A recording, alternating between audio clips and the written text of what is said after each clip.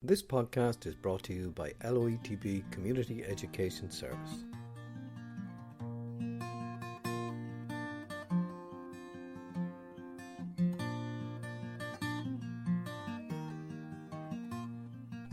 Two country lads come from a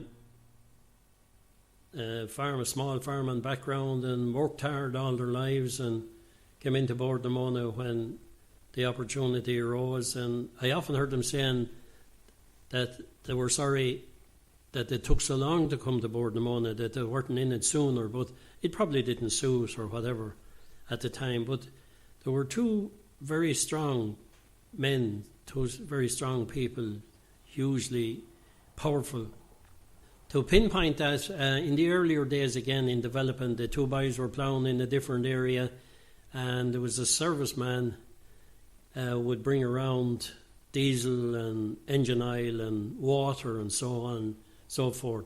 So I can remember the serviceman pulling up in an area one evening, and I was with him, and he said to me, I have to leave off a barrel of diesel here for the two boys, the two Hickey brothers, they're ploughing, and I'm tied for time now this evening.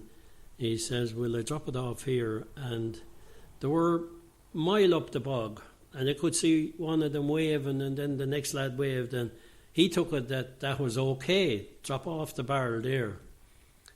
But they kept waving a bit anyway, but he let down the side of the trailer and rolled the barrel off, down off of the edge of the road, down into the fall of the bog, and the barrel rolled out about 10 yards or whatever before it stopped. Now this was pure bog, there was no drains or no gravel areas or no nothing like that, and full barrel of diesel would be, I don't know, 600 or 700 weight, maybe something like that. I'm not sure of the exact weight, but they kept waving and waving anyway, and PJ was the lad's name, the serviceman. PJ said, God, I better wait till they come down. I think he says they might want something else they're waving at. So it took them so long to come down anyway, and they came to near us, and one of them came over and said, God, we were only after getting diesel early this morning, and we're moving from here to that other bog over there, and it's over there we wanted it. And PJ looked at me and said, any chance of you getting it hauled over by a bulldozer or a sleigh? You couldn't drive in a tractor, you just couldn't back in the trailer, you couldn't go off the road because you were on a main road. And the two lads looked at one another, and I knew that they were hatching a plan between them, didn't say much. And they turned around to say, the serviceman, and said, let down the side of that trailer and we'll see what we can do. And the two of them walked over, one at each end of the barrel, got a good grasp of it, lifted it up, walked up the trailer. Now the trailer would have been shoulder height, because they had to walk up an incline at least. And one of them said to me, give us a back shove. And they lifted it up and put it back into the trailer and closed the side cart of the trailer in case it rolled out. And I looked at the serviceman, he hardly had moved, and he was as white as a sheet. I said, what's wrong with you? He said, just imagine, he said, if you got into bother with either them two or the two of them, he says, how you'd end up. He says, I'm frightened.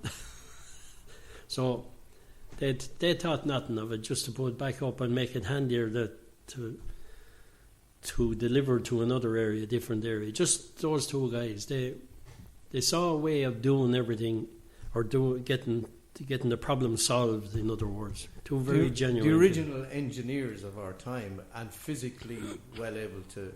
Yeah. I mean, was it hard? Was it physical? I mean, we know it was outdoors, but... It was hard work. Walking the bog now, and you're walking on a sponge all day long for 8 hours, is hard work alone. And replacing a lat or two that had been knocked down, and to replenish it down along. And in the earlier days then, there was winches on these ploughs, but at this stage they had advanced to hydraulics, that you could pull a lever and the plough would come up and catch and drive on. But one time when you got to the headland, you had to winch up this plough out of the bog. So it was hugely laborious, and you needed strength to do it. And it probably took two lads. Even the earlier machines, they were all operated by winches and things like that. So, yeah, the drainage was all laborious work, labour. You just had to work in. Then they introduced a system called piece rate, and you got paid for what you do. Was that a good thing? Oh, it was a good not? system because, like everything, some lads are better than most. Some of them have more strength and be more used to it. Like, you know, they're nearly all country lads with small bits of land, all hard workers, and so on and so forth. And that was the way at the time. You worked your shovel or you worked the fork or whatever. And the biggest problem with that was that the bog was so soft. You'd have what they call a footboard with your tool, and when you take up the footboard or take your weight off it, the bog would come up with you. And if the supervisor didn't measure it while you were digging it, there was always a row. There was always a row over digging. Oh, you didn't dig it deep enough. But you go back and put the footboard in it and stand on it, and it would go down to the 0.9 of a metre and step off it then to come up. That was so soft, like, you know, so it always created a row, especially if the supervisor had a bad night the night before, or their team were beaten or whatever. You know yourself. Yes, you did. No. But you know, with all the different parishes represented by people, there were huge numbers of people, and counties. Then in Blackwater, for instance, you had 4 counties: Offaly, Roscommon, Galway, and people from Westmeath. You were in all 4 counties. And it's amazing the different culture and the different systems, and if you had time or sense enough to listen to what way to do things, and, you know, encourage them to work smarter, work better, and get the job done still. You know, everybody had a different view or different idea. Okay, there was people then that just couldn't manage that, and there wasn't much further until machinery came in. I saw people having to be trained to drive tractors because they didn't have them at home. There was no machinery at home in the earlier days. Everybody nearly had to be trained to drive a tractor, and then other machines, and there was a couple of machine driving instructors that were there to highlight the do's and don'ts as regards machinery, because, again, unique industry, unique machinery, unique type of instruction and experience, because you could drive out a machine out of the workshop and you mightn't get 100 yards in it to be buried to its neck, and that happened too on occasions. Several bad sinks. So. But how big a job was the retrieval of the equipment that went down, or did they leave it there sometimes? No, I never saw one left totally, but I did hear of a few that was left. But I did see where we had what we call the bulldozer, a D4, went totally underground, and the water flowed over the top of the cab, and it went down and down, that you go in with what we call a ranging rod, 5-foot red and white pole, and you try to see where it was in the morning. It was gone. But we got out. How far would that be down? 12 to 15 feet from the bottom of the track, you know? It's at the bottom of the track. Somebody that doesn't know about the bog, that seems like a huge distance that something could go down overnight. Yeah, it went in a slap. Just to highlight that, when they were doing the motorway from Portlaoise to Limerick,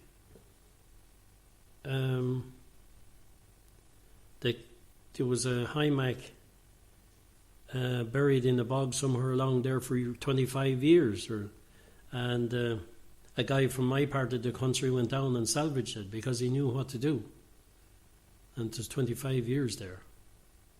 There was an appeal sent out by the owners of it to see could they help out, and it was taken out. Would the bog preserve machinery as well as it preserves oak and No. people sometimes? No, it would rust like hell in it. Would it? Yeah. Steel and... Well, it's fascinating how it preserves people, though, and Because of the absence of air within the system and the acidity of the bog.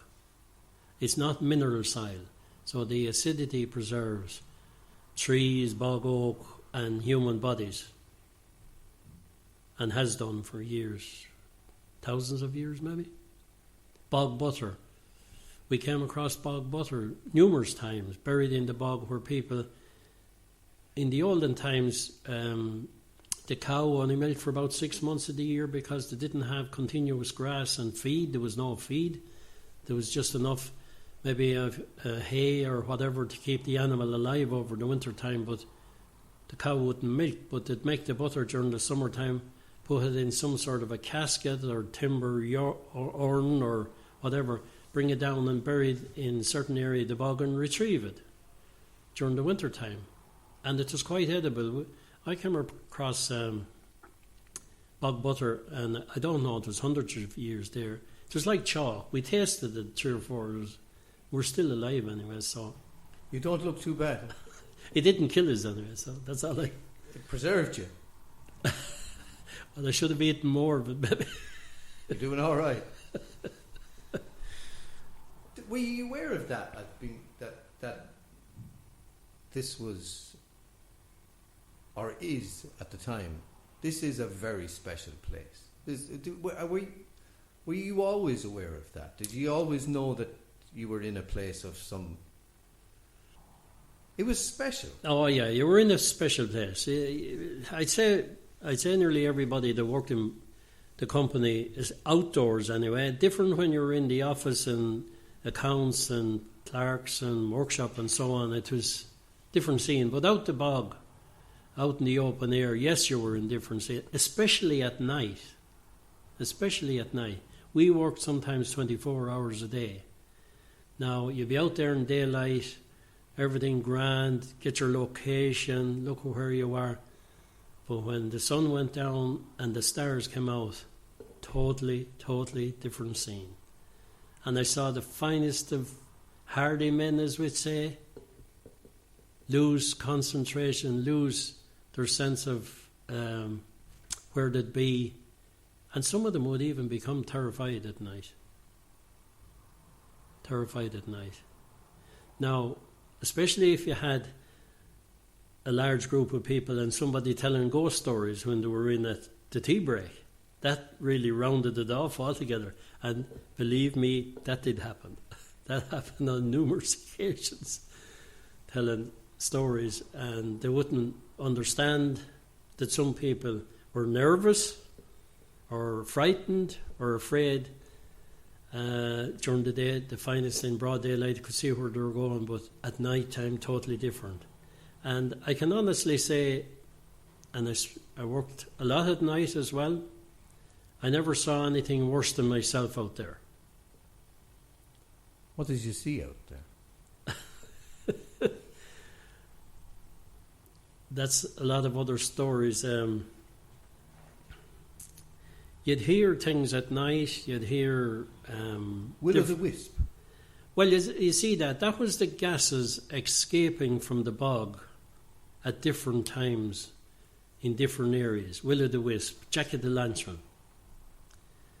And the stories used to go that people going home from Ramlin houses in years gone by used to follow this will-o'-the-wisp, and it would lead them astray rather than lead them home. They thought it was a light near home or whatever, but it used to lead them astray because it would move all the time. It was moving. So, yeah, saw that from time to time. Not too often, but a couple of times. Scary? Yeah, scary, all right. Yeah, scary. And I suppose in our younger days, you'd be always warned by your parents and your grandparents in particular, don't wander off, don't fall into a bog hole, don't jump into swim in it or anything like that, because you'll never be seen again. So that more or less was kind of normal to everybody, every young child and everything. But unfortunately, it did happen from time to time. Yeah, outdoors was special. As I say, I saw the hardiest of men and toughest of men, and at night time, different. A story. Many years ago, Bord Na Móna developed a new type harvester called a Type 6, and it was a big high machine, self-driven, not like what they have today. They're mainly towed like farm machinery behind them, harvesters and so on. But this was a huge machine, and great machine, but difficult to drive. And if it did sink, you had a serious sink. And some lads, older personnel, they'd be looking at them and they'd say, well, they'll sink in the high road. That means they're not suitable for the bog or whatever. There were certain sayings within the company that you kind of recognise. But anyway, being a supervisor, and I was in a new area that came from development into production, and I knew the area like the back of my hand. The driver on the late shift, as I say, a tough individual, afraid of nothing, went down to him to collect him for his tea just at dusk, maybe 11 o'clock I think it was, and we'll be working late into the night. And he coming down the steps, he'd be about 20 feet off the ground, coming down the steps, maybe more. I said to him, make sure and turn off the lights, because there were strong lights in the machine and they'd run down the battery. And we'd be gone, take 15 minutes to get back to the tea centre, have his tea and a bit of comfort and back. It could be nearly an hour from the time you'd leave the machine till you'd be back. And as we were going uphill and down dale and valleys and that, coming back, we had a good bit to go. We're just at the tea centre, and I looked behind, and here was the lights on in the machine. And he did turn them off. And I said, PJ, did you forget to turn off the lights? I had to ask him. No, I didn't, he said. And I said, look, what's that? There's someone on that machine. So I said, you go in and have your tea now, and I'll go back, because if we leave the lights on, the battery will be down and there'll be no more work. I said, we don't want that anyway. I want to make more money. Went back and turned off the lights on the harvester, wheeled around, came back as fast as I could, and he was just coming out of the tea centre, ready to go back to work, and I picked him up when we went up over a little hill again and looked off in the distance, and here was the lights on again in the machine. And he says to me, I don't think I'm going back there tonight. I said, sure, we have to go back and turn off the lights. If you're not driving the harvester, we may all go home. You know, if you weren't harvesting the peat, returning kilos lifted, you go home. And we went down, he never spoke.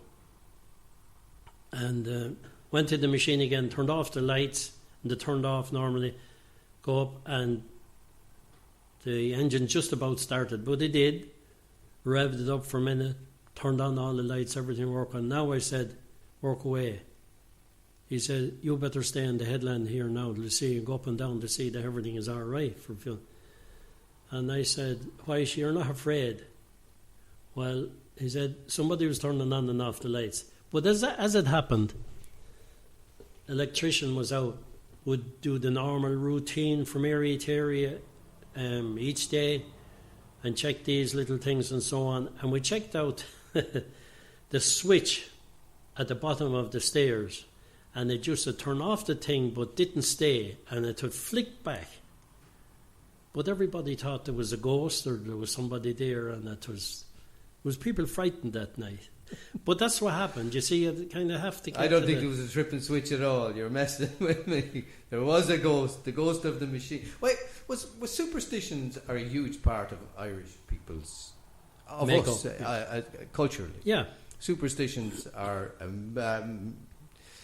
On the bog, were you superstitious? Were you more so? Were you more in tune with nature and the changing of the seasons, which would have been the way our ancestors around here were? Like, did you feel it was different, or did you feel? Yeah, the area was different, the location was different, the job was different, the culture was different. But you did learn fairly quickly. There was 3 kind of commandments in Bord Na Móna when you started. You brought your shovel when you started, you brought your lunchbox, whatever you had to eat, and you brought rain gear. And if you didn't have either the 3, especially your shovel, you didn't have it work. If you didn't have your lunchbox, well, you starved all day. And if you didn't have rain gear and it rained, you got drowned. So you learned fairly quickly. Supervisors and that, I kind of took a huge interest in the weather conditions and the rain and the direction of the wind and all the rest of it. And you could tell, like our ancestors, well, that wind is blowing loads of rain. Like, let's get the job done as quick as we can. Change the meal breaks, if possible. Lads, look, it's going to rain, so we'll try and get this done. And when it rains, we can have our tea in comfort and whatever time I call it, So now some lads wouldn't see that insist on having their tea break, and that was it. But most lads saw it. There was kind of central weather stations. There was one in Bora and one in Derrygreena, and then Blackwater had their own recording station. It wouldn't predict the weather, but you'd have the atmospheric pressure and the rainfall and the drying and so on. You record that everywhere. And then we got to the stage we had a little copper funnel and copper cylinder, and you take your own rainfall. And if the rainfall was under 2 millimetres and the day was drying, it looked like you could have some production that day. But if it was 4 or 5 millimetres or 6 millimetres, that day was literally gone as regards production. It wouldn't dry out in time until tomorrow.